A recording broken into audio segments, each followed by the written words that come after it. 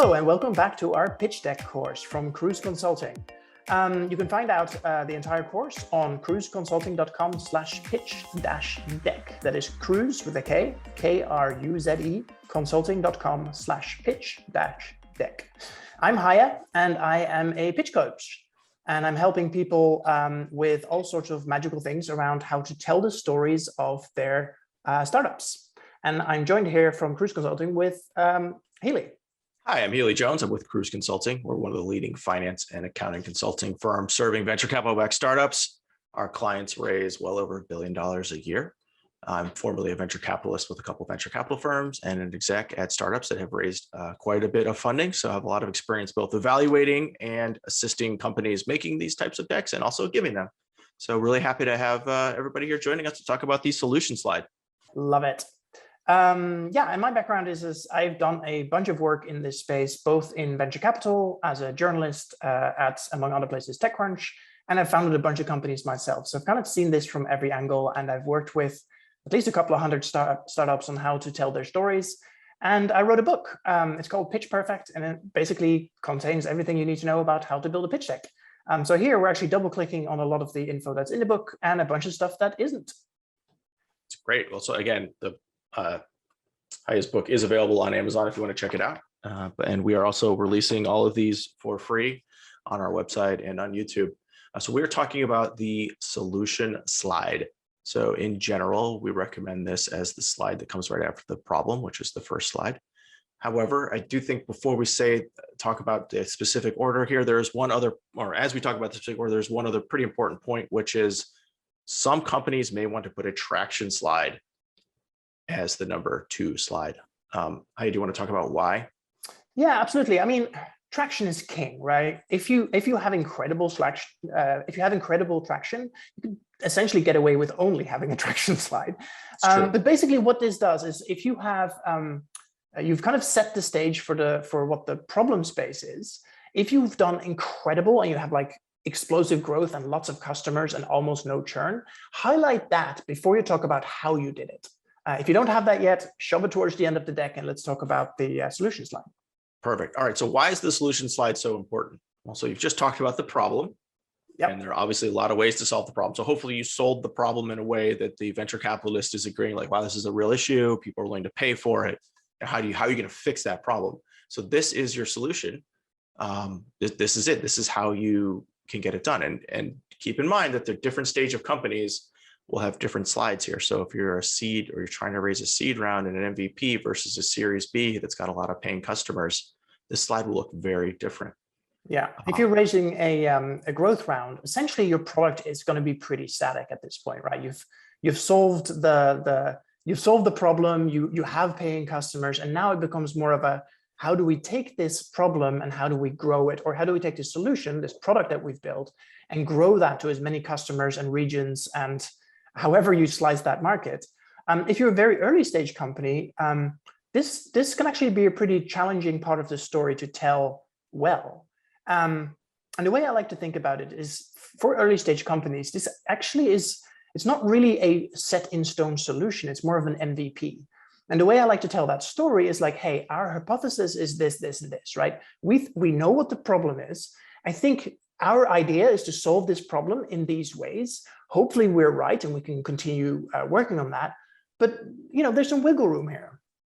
And so I think the thing you really want to sell if it's an MVP is, we have a process to figure out how to solve this. We're thoughtful people who've talked to a lot of potential customers, and we know how to build stuff. So here's what we're going to start with, and here's how we're going to learn from it. Here's our process for improving what we're trying to do. So again, now at this point, you're not selling the actual solution. You're selling that you guys are the team to figure it out. So just remember that here, like that, this is not the, in some slides, maybe you want to die in the battlefield. This is not the slide to die in the battlefield if you have an MVP around a particular feature, right? You don't want to fight the venture capitalist around a particular feature that hasn't been built, hasn't been tested. You want to actually prove that you're going to be able to ingest data from customers and figure out if that is the feature that's working and how it needs to be tweaked, et cetera. Yeah. I mean, my favorite definition of an MVP, MVP is the dumbest word in the dictionary, right? It's not minimum, it's not viable, and it's not a product. Still, it's called a minimum viable product. And really, it's the smallest amount of work you can do to answer a question. And in that, you kind of have to know what the question is. And I think that actually comes from the problem slide. So, hey, there is a problem here worth solving. We think there's a solution here. What is the smallest amount of work we can do to see if that is really a good way to solve it? For some really early stage companies, the MVP is actually a video where you can do a bunch of conversations with customers. Dropbox famously raised a bunch of money without having written a line of code. They went out with a video and hey, would you use this if this existed? And everybody went like, what? Yes. And so they were able to raise money because they had a bunch of feedback, and it was like a really good way of doing that. So on the earliest stages, the investor doesn't have a lot to go on, right? If there's no traction. So they have to have faith in your team. They have to have faith in your process, as you just said, Hilly, and you need to have faith in the I guess, the humbleness. Are you able to discard ideas that don't work quickly enough that you have enough runway to try two or three different solutions? Great, good. Excellent. And so let's talk more about like if you're a company with legit traction. So now we're going to the other extreme. You're more of a Series B company. I do want to push back one thing. I think that a lot of Series B companies are still working on their product, and they've got a lot of product extensions that they want to get into. So it is true that hopefully by the time you're a Series B company, you've got a product that has a lot of traction. But I don't think you're probably not done building product. And I think the problem that can happen on this slide, the solution slide, where you can mess up as a later stage company, is this can become an entire product roadmap slide, or you can get really in depth and really into the weeds, and you can spend forever talking about it because you probably have a product team or leader, or maybe that's you as the founder, and you probably think about this every day. You don't want to spend forever on this slide. You got to keep things moving, right? Yeah. So you're just gonna have.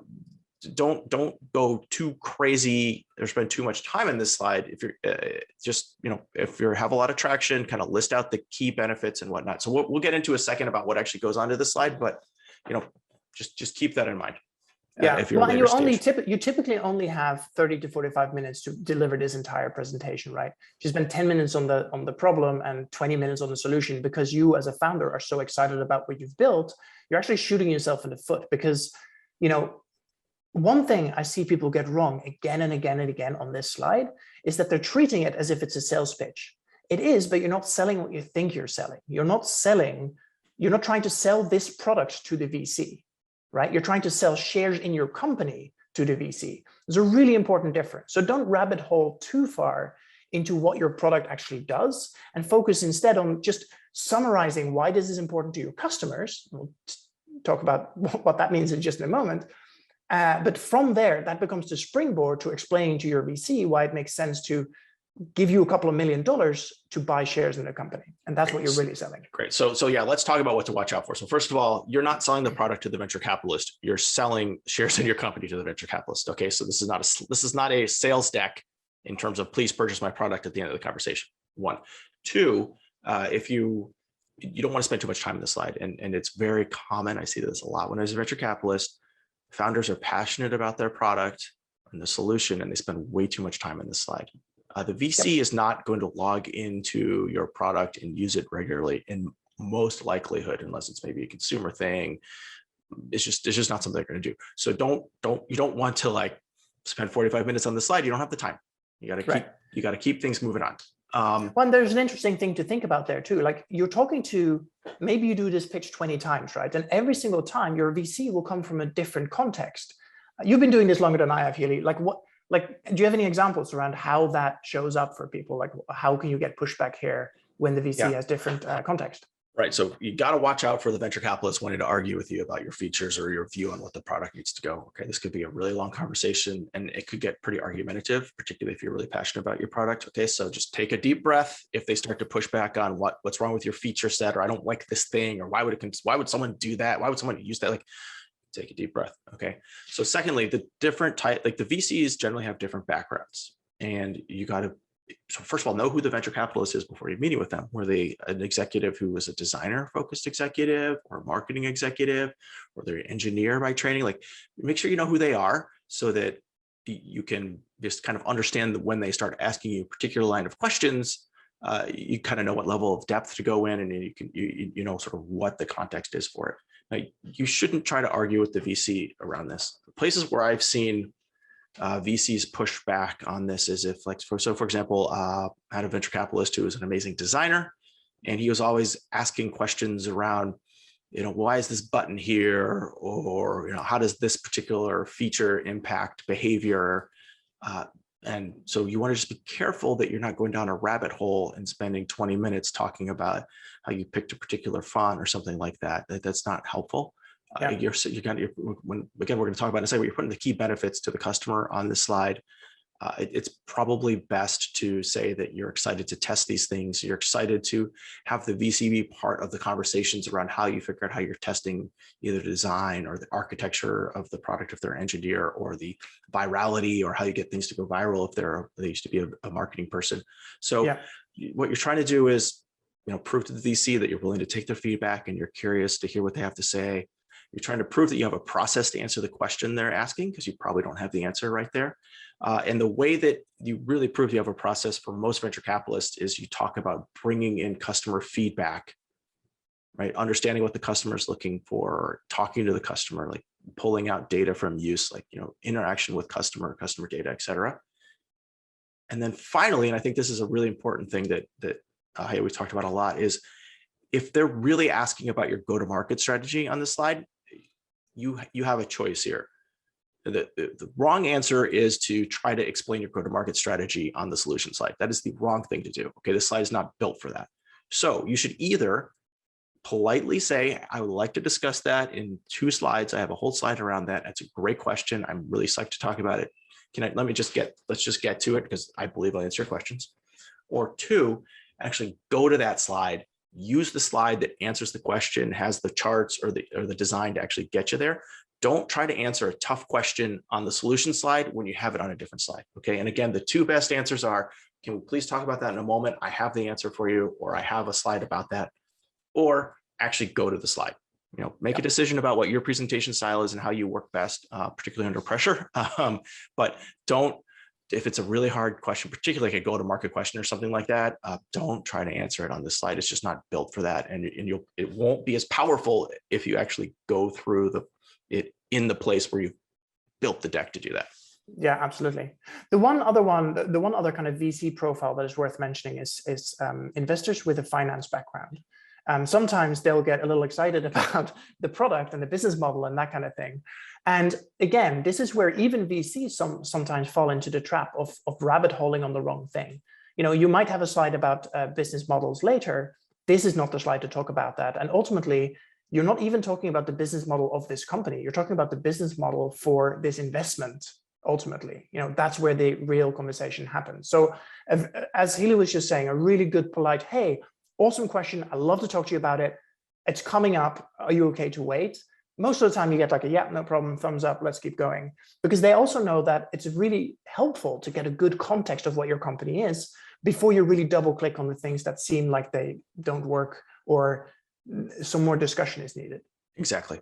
And so if you're a later stage company, and so the market's pretty hot right now, so this isn't happening as much, but let's look back 2 years ago. If you were a later stage company raising a lot of money, $50-100 million, and there were a lot of product questions, though, I think the right thing to do is to say, hey, let's have a whole discussion around that. I have a product team. I spend all day, some days, just thinking and talking, working through product.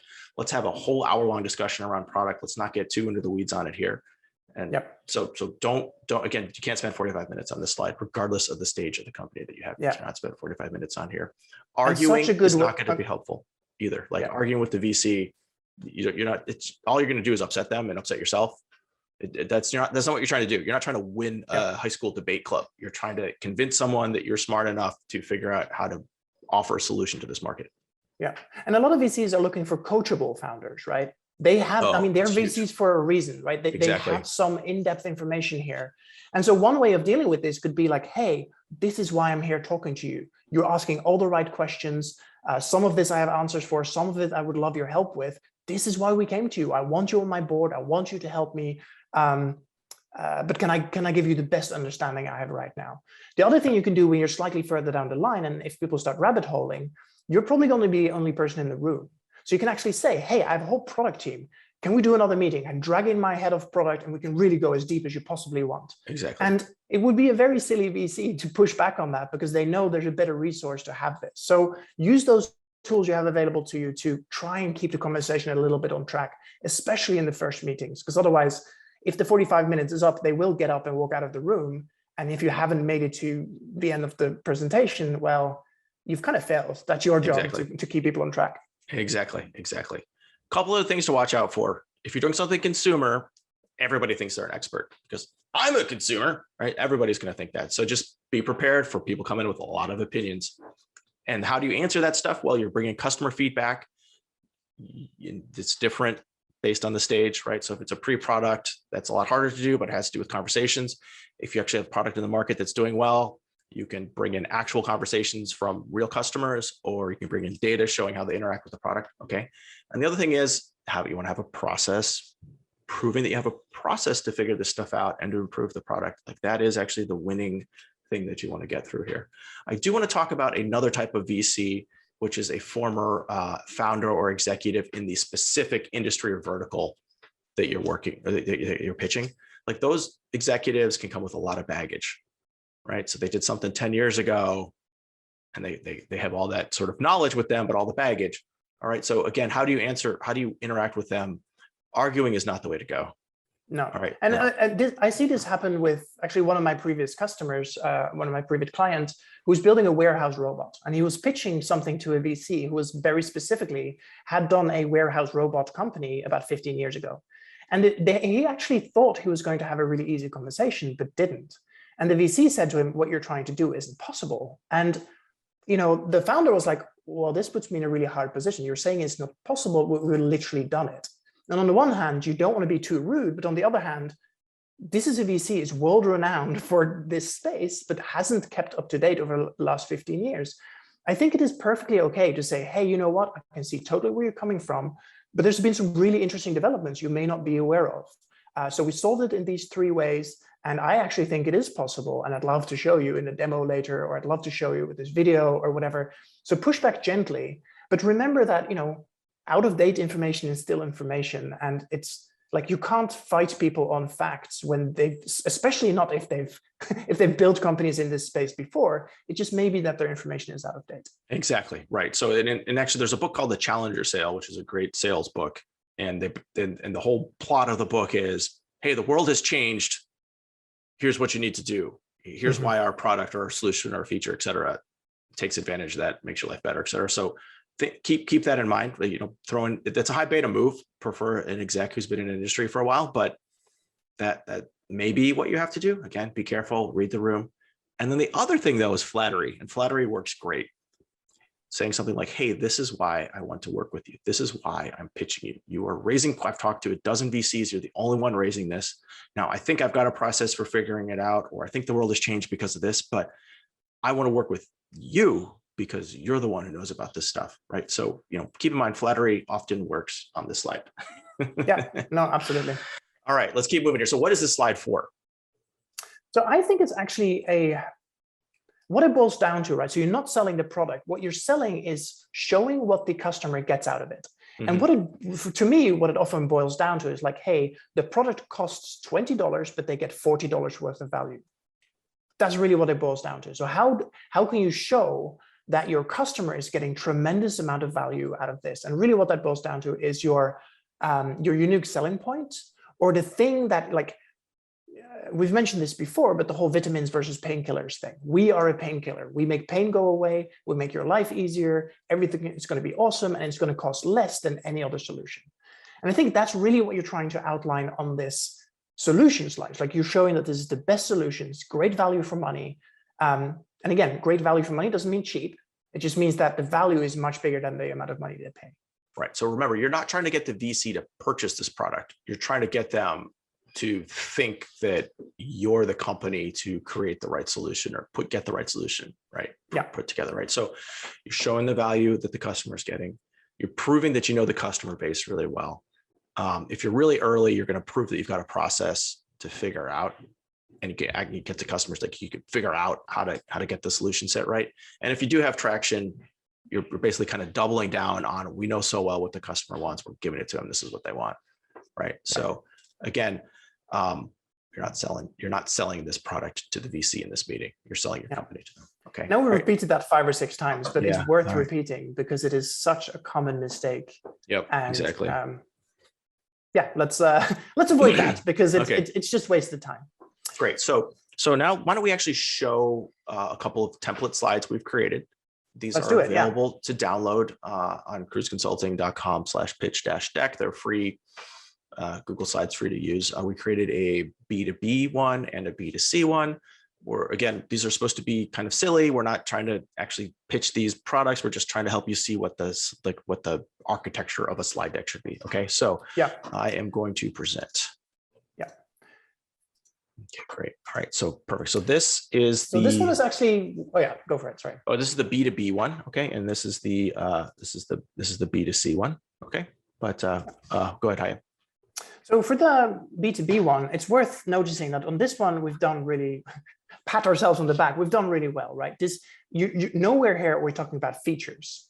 So the feature is it works on your smartphone, it is an app, but the thing we're really selling is it's everywhere with you, it's always in your pocket, right? Same thing, automatic reminders is a feature, but nothing gets missed is the benefit to the customer. Too busy or not busy enough is kind of that's the problem, right? We solve it.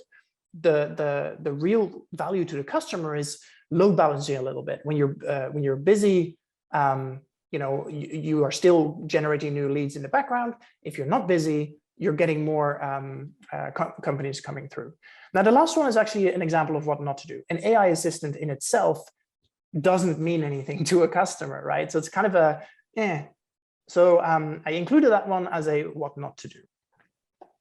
Perfect. Well, sometimes though, so I've seen a lot of AI companies getting funded recently. Sometimes people seem to get funded just on get the buzzwords in. Exactly. Although I do have a joke about AI is really just people. But anyway, so again, this is not a list of features. It's the benefits. It's the reasons that the customer is going to stop the way that they're doing stuff now and switch to your product and give you money. Okay. Yeah. And note that we're not going in too much detail here. We're not actually showing any sort of screenshots or anything like that. We can do a demo later or anything like that.